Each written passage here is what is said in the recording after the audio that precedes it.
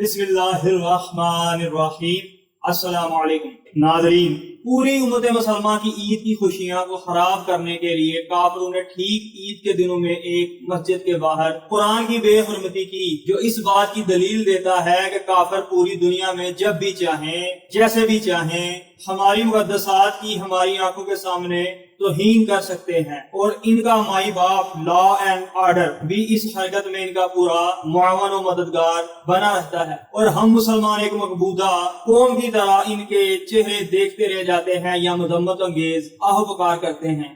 تو ایسا کیوں ہو رہا ہے؟ اس کی دو وجوہات آپ کے سامنے رکھ رہا ہوں۔ پہلی وجہ، کافروں کا قرآن اور دیگر مقدسات کی توہین کرنا ہمیشہ سے ہی شر پسندانہ ذہنیت رکھنے والوں کا کام رہا ہے۔ پہلے ان کو ایسا کرنے میں بہت پریشانیاں اٹھانی پڑتی تھی، لشکر تیار کرنے پڑتے تھے، مال خرچ کرنا پڑتا تھا، مسلمانوں کی بستیوں میں یلغار کرنی پڑتی تھی، اور کبھی کبھار ان کا مقابلہ ٹکر کے لشکر سے بھی ہو جاتا۔ تب ان کا یا تو جان سے فرار ہونا یا میدان سے فرار ہونا طے ہوتا، مگر جب ان کا سامنا ایسی بستیوں سے ہوتا جہاں بچے، عورتیں، بوڑھے یا پھر تجارتی اور علم و دانش والے سمجھدار جوان ہی ہوتے، تو وہ اپنے سنگین عزائم حاصل کرنے میں کامیاب ہو جاتے، اور تب ان بوڑھوں اور بزنس مین جوانوں کو دو میں سے ایک مشکل فیصلہ کرنا ہوتا کہ یا تو ہتھیار اٹھائے اور اپنی مقدسات کی توہین دیکھنے سے پہلے ہی کافروں سے مقابلہ کرتا ہوا شہادت کے عظیم مرتبے کو پہنچے، یا دوسرا بالکل میرے اور آپ جیسے لوگوں کی طرح جو بے بسی، لاچاری اور غلامی والی زندگی کو ترجیح دیتے ہوئے عورتوں اور بچوں کے ساتھ رہنا پسند کرتے، اور اس آس اور امید میں کہ کہیں سے کوئی لشکر یا مدد آئے اور پھر سے وہ پہلے کی طرح زندگی کے لطف سے دوبالا ہوتے رہیں۔ اور اس غلامی کے دوران جب کبھی بھی ان کی ذاتیات یا مذہبی مقدسات کی توہین ہوتی تو جواباً پھر سے وہی آہ و پکار، مذمت و احتجاج، اور یہ سلسلہ ان کے ساتھ ہی اسی طرح چلتا رہتا کہ جب تک یہ عظیم لوگ اپنی قبروں میں نہ چلے جاتے۔ ایک اور بات کامن یہ بھی ہے کہ جیسے آج کافروں کے مائی باپ لا اینڈ آرڈر نے ان کو ہر قسم کی چھوٹ دے رکھی ہے، تو تب بھی ان کافروں کے مذہبی پیشوا ان کو ہماری کتاب اور دیگر مقدسات توہین کرنے کے لیے بھڑکاتے رہتے۔ تو یہ مسلمانوں کے لیے بے حرمتی کوئی نئی بات نہیں، بس کافروں کا طریقہ واردات بدل گیا اور ہم تاریخ کو نظر انداز کر کے فیوچر پرست ہو گئے۔ انس بن مالک رضی اللہ عنہ ہمارے پیارے نبی محمد رسول اللہ صلی اللہ علیہ وآلہ وسلم سے روایت کرتے ہیں کہ اہل جاہلیت کے لیے ہر سال میں 2 دن تھے جس میں وہ کھیلا کرتے تھے۔ جب نبی کریم صلی اللہ علیہ وآلہ وسلم مدینے میں تشریف لائے تو فرمایا، تمہارے لیے 2 دن مقرر تھے جن میں تم کھیلا کرتے تھے،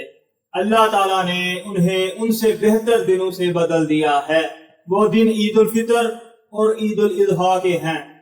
جیسا کہ دور حاضر کسی بھی رواج یا چیز کو لوگوں کی نظروں میں بہت زیادہ اہمیت دلانی ہو تو اس کے متعلقہ افراد سب سے پہلے اس شے کو برانڈ بنانے کے لیے اس کی اچھی سی ایڈورٹائزنگ کرواتے ہیں تاکہ وہ لوگوں میں زیادہ سے زیادہ مقبول ہو اور ہر کسی کو اپنی طرف متوجہ کر سکے۔ دوسری وجہ، جیسا کہ بیان کی گئی حدیث شریف کے مطابق اسلام ہمیں منظم اور باقاعدہ رکھتے ہوئے ہمارے احساسات اور جذبات کا بھی پوری طرح خیال رکھتا ہے تاکہ ہماری زندگیاں ایک ہی حالت میں ہمیشہ نہ گزرتی رہیں، اور اس میں مختلف اقسام کے رنگوں کی عکاسی کا اظہار بھی ہوتا رہے، مگر اس کا مطلب یہ ہرگز نہیں تھا کہ ہم ان رنگوں میں رنگتے ہوئے ہی رہ جائیں اور اپنی اصل کو کھو دیں، وہ اصل جو ہمیں ایک علیحدہ پہچان دیتی ہے۔ جبکہ ہم تمام مسلمان بخشیت قوم ہیں اور ایک پروڈکٹ کے ایڈورٹائزر ہیں، وہ پروڈکٹ ایمان ہے۔ تقوی ہمارا برانڈ ہے اور ہماری کمپنی کا نام اسلام ہے، جبکہ 1400 سال پہلے